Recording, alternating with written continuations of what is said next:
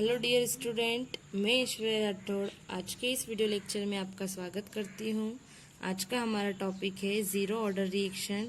Zero order reaction BSc first year physical chemistry का भी topic है। तो हमें पढ़ना है कि जीरो ऑर्डर रिएक्शन क्या होती है, इसकी प्रॉपर्टीज क्या होती है और इन्हें हम कैसे समझ सकते हैं। What is zero order reaction. यहाँ पर ए है, मान लो ए कोई हमारा रिएक्टेंट है जो प्रोडक्ट का फॉर्मेशन कर रहा है। अब जीरो ऑर्डर रिएक्शन की अगर हम बात करें तो जीरो ऑर्डर रिएक्शन की डेफिनेशन क्या होगी।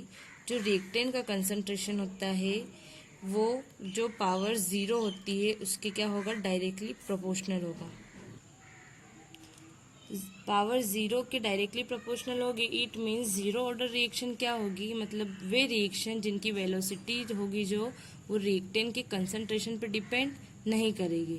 जो रिएक्टेंट होंगे उनके जो इनिशियल कंसंट्रेशन में पावर जीरो होगी उसके डायरेक्टली प्रोपोर्शनल होंगे। उन्हीं रिएक्शंस को हम क्या कहेंगे, जीरो ऑर्डर रिएक्शन। सिर्फ क्या देखना है हमको कि जिनकी वेलोसिटी क्या होगी, रिएक्टेंट के कंसंट्रेशन पर डिपेंड नहीं करेगी। अब हमने यहाँ ले लिया है रिएक्टेंट ए जो प्रोडक्ट बी का फॉर्मेशन कर रहा है।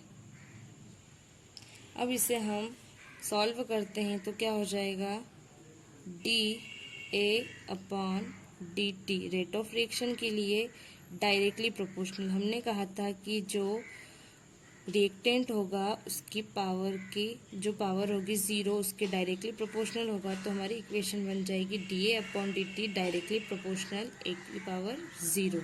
अब हमें पता है कि ए की पावर अगर जीरो होगी तो उसकी वैल्यू वन होगी। अब यहाँ पर हम डायरेक्टली प्रोपोर्शनल का साइन हटाते हैं तो हो जाएगा D A upon D T, यहाँ हो जाएगा is equal to, directly proportional का साइन हटाएंगे, एक कांस्टेंट आएगा हमारे पास के जीरो और ए की पावर जीरो।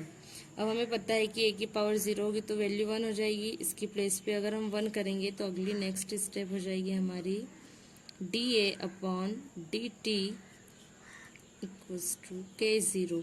वन मल्टीप्लाई करेंगे तो के जीरो। अब क्या हो गई हमारी equation, K zero equals to D A upon D T. अब हमें पता है कि जब भी बराबर के इधर डिवाइड में रहेगा तो वो बराबर के इधर ले जाने पर मल्टीप्लाई में हो जाएगा। हम dt को इधर ले जाएंगे तो ये डिवाइड में इधर आकर मल्टीप्लाई में हो जाएगा। यहाँ हो जाएगा minus D A equals to K zero D T. अब यहाँ पर क्या होगा, जो डी ए है हमारा, ए क्या है यहाँ पर, रिएक्टेंट है।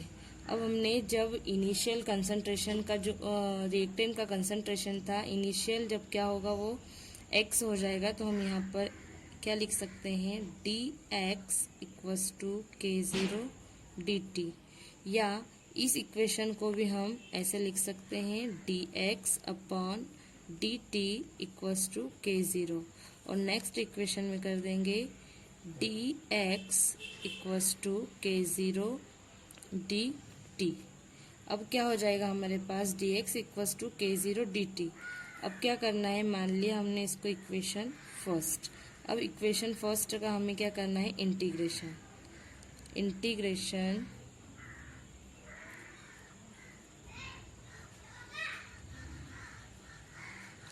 अब यहाँ पर क्या होगा, इंटीग्रेशन का साइन लगाएंगे, D X equals to K zero constant है, यहाँ पर इंटीग्रेशन dt।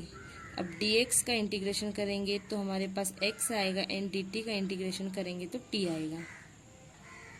नेक्स्ट स्टेप क्या होगी हमारी, इंटीग्रेशन करने के बाद यहाँ पर x equals to K zero dt का इंटीग्रेशन हो जाएगा t। अब हम क्या करेंगे, t मल्टीप्लाई में है बराबर के इधर लाएंगे तो ये हो जाएगा x upon t equals to K zero. या हम इसे ऐसे भी लिख सकते हैं, K zero equals X upon T. ये हमारा ज़ीरो ऑर्डर रिएक्शन के लिए वैल्यू आ गई है। हमने कहा था कि कोई भी ऐसी रिएक्शन जो पावर ज़ीरो या रिएक्टेंट की पावर ज़ीरो के डायरेक्टली प्रोपोर्शनल होगा उसे हम ज़ीरो ऑर्डर रिएक्शन कहेंगे। यही हमारी ज़ीरो ऑर्डर रिएक्शन के लिए इक्वेशन है। Thank you.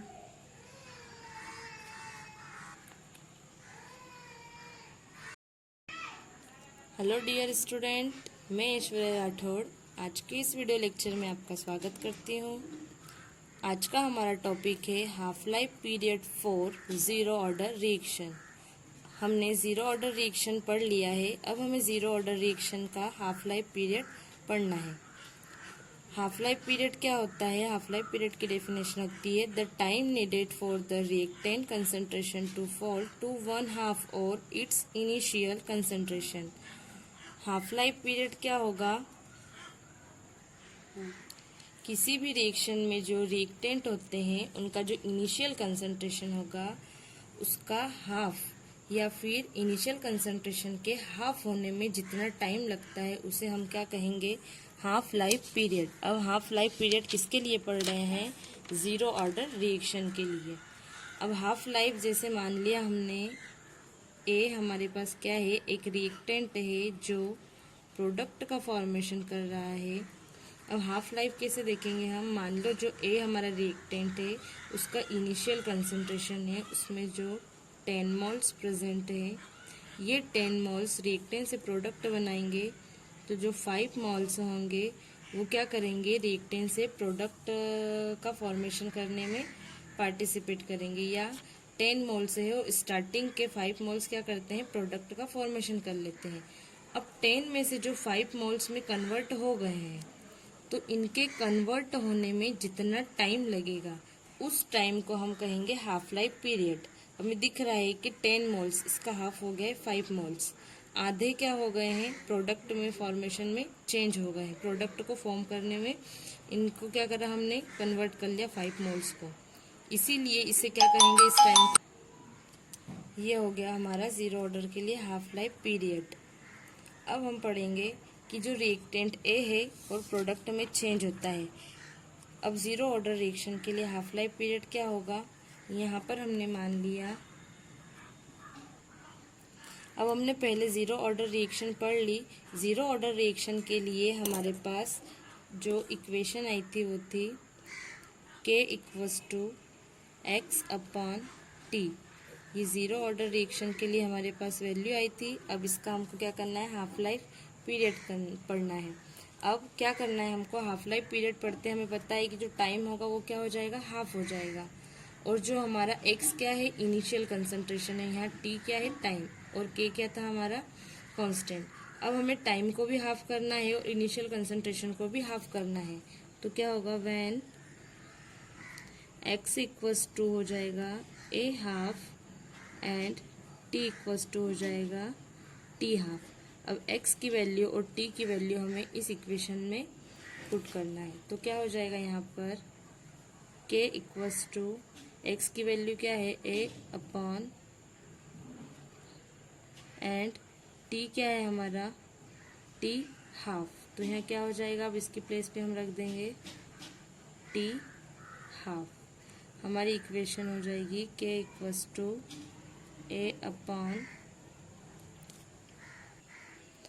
× t half. अब हमें पता है कि हम हाफ लाइफ ऑफ पीरियड निकाल रहे हैं, तो हम क्या करेंगे? इस t टाइम को इधर लिख लेंगे और यहाँ पर क्या हो जाएगा? t half = a/2k। ये क्या हो जाएगा हमारा? ज़ीरो ऑर्डर रिएक्शन के लिए हाफ लाइफ पीरियड। ए क्या था हमारा? इनिशियल कंसंट्रेशन एंड टी क्या था हमारा? टाइम। अब हमें पता है कि किस जीरो ऑर्डर रिएक्शन के लिए हाफ लाइफ पीरियड क्या होगा? ये इसकी वैल्यू क्या होगी? जो इनिशियल कंसंट्रेशन पर डिपेंड करेगी। अब यहाँ पर क्या हो रहा है? ये इनिशियल कंसंट्रेशन पर डिपेंड कर रही है। और हमें ये भी पता है कि हाफ लाइफ पीरियड में क्या होता है?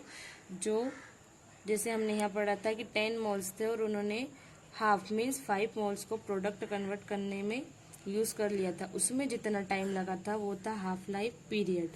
अब हम t हाफ = a/t को 2k को ऐसे भी लिख सकते हैं t half directly proportional a। It means कि ज़ीरो ऑर्डर रिएक्शन के लिए हाफ लाइफ पीरियड की वैल्यू रिएक्टेंट के इनिशियल कंसंट्रेशन पर डिपेंड करेगी।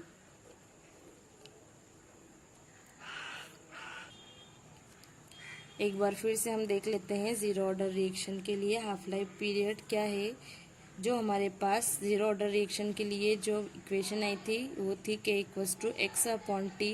यहाँ पर हमें हाफ लाइफ पीरियड निकालना है, तो इनिशियल कंसंट्रेशन हमारा x था तो वो हो गया A हाफ एंड t हो गया हमारा टाइम t हाफ। इन दोनों की वैल्यू को हमको इस इक्वेशन में पुट करना है, तो हो जाएगा K equals to A upon 2 into T half. अब क्या हो जाएगा, जो टाइम t है, जो हाफ लाइफ पीरियड है, उसे हमने इधर लिख लिया और कांस्टेंट को इधर लिख लिए। मल्टीप्लाई में था इसलिए इधर आ जाएगा, तो क्या हो जाएगा T half equals to A upon T K, और ये हो जाएगा T half directly proportional A। ये A जो है वो टी हाफ के डायरेक्टली प्रोपोर्शनल है, तो हम इसे इस प्रकार भी लिख सकते हैं। और इसका मतलब यही होता है कि जीरो ऑर्डर रिएक्शन के लिए हाफ लाइफ पीरियड की वैल्यू क्या होगी, जो रिएक्टेंट होगा उसके इनिशियल कंसंट्रेशन पर डिपेंड करेगी। यही हमारा जीरो ऑर्डर रिएक्शन के लिए हाफ लाइफ पीरियड है। Thank you.